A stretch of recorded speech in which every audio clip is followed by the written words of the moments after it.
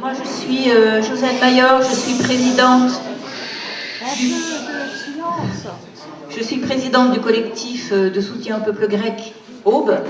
Nous avons créé ce collectif l'année dernière lors de la semaine de solidarité avec le peuple grec. Et à ce moment-là, on s'est dit qu'on ne pouvait pas rester comme ça sans rien faire, qu'il fallait absolument agir. Et ce collectif est un collectif en solidarité avec ce peuple, en solidarité totale.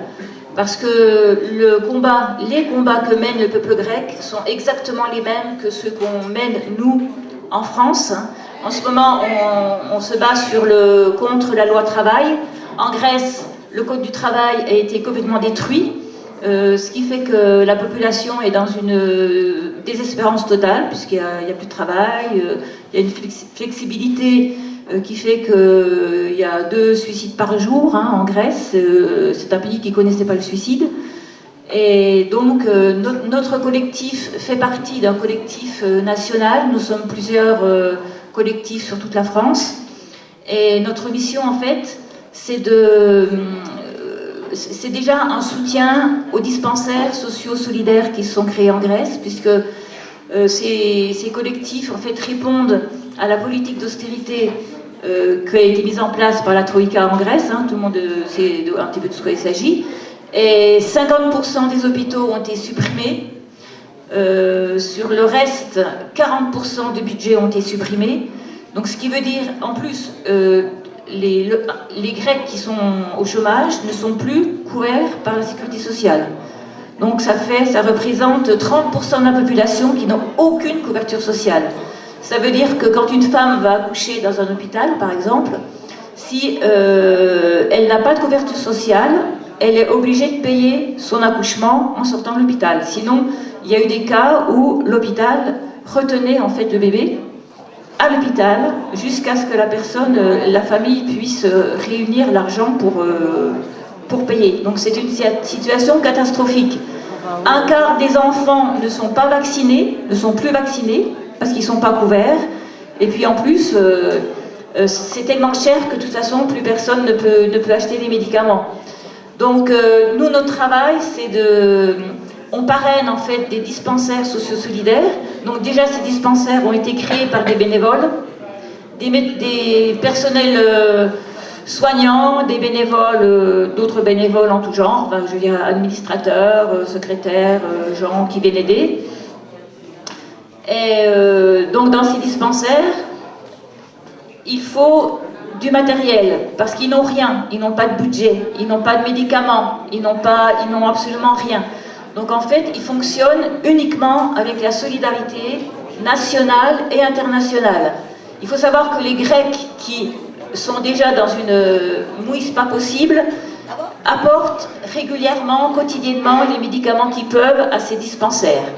Et ces dispensaires ne fonctionnent que sur la solidarité parce qu'ils ne veulent pas faire partie des ONG, par exemple, qui les rendraient complices de tous ceux qui sont d'accord justement avec cette politique d'austérité, avec tout ce que la Troïka met en route. Donc eux ne fonctionnent qu'avec la solidarité. Que vous dire, nous en fait on collecte des médicaments, tous les médicaments non périmés, pour envoyer justement en Grèce. L'année dernière, on a envoyé par avion 30 kilos de médicaments. Et là, on essaye d'envoyer petit à petit par colis, par la poste. On collecte des dons aussi, parce que ça va permettre, on ne peut pas envoyer en Grèce, par exemple, des vaccins ou les médicaments pour le diabète.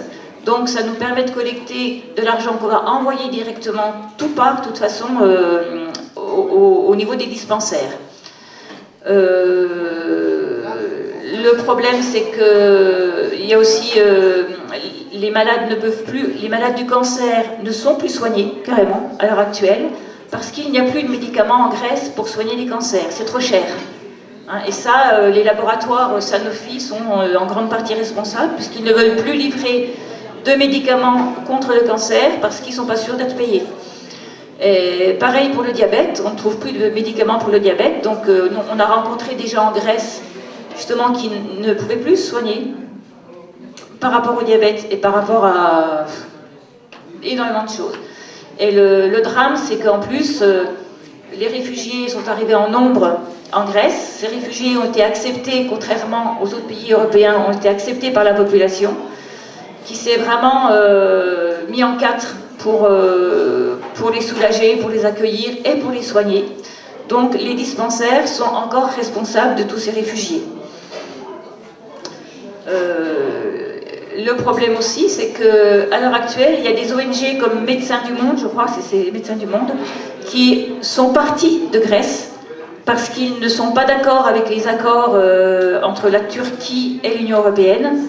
Donc ils n'ont pas voulu se faire assimiler par rapport à tout ça, donc en fait ils sont partis, en laissant les dispensaires se débrouiller comme ils le pouvaient.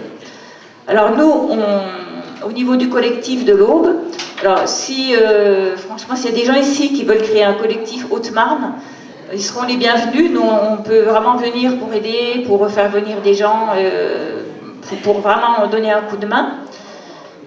Et donc on fait des collectes et on vend aussi des t-shirts. On a imprimé des t-shirts, donc on vend et dont l'argent part directement donc, dans les dispensaires. On va faire venir aussi le 15 mai à Bar-sur-Aube un film du cinéaste franco-grec Yannis Yountas, qui est un formidable hymne à la résistance, parce que ce qui est magnifique avec ce peuple, c'est que c'est un peuple qui ne s'est pas laissé abattre et qui a mis en place toute une série de... D'accord, j'ai fini. Toute une série de résistances au niveau quotidien, et c'est fabuleux. Et ce film-là, justement, parle de toute cette résistance et de la solidarité que les Grecs rencontrent au niveau de leur peuple. C'est vraiment magnifique. Voilà. Bon, j'abrège parce que je suis trop longue là, donc merci.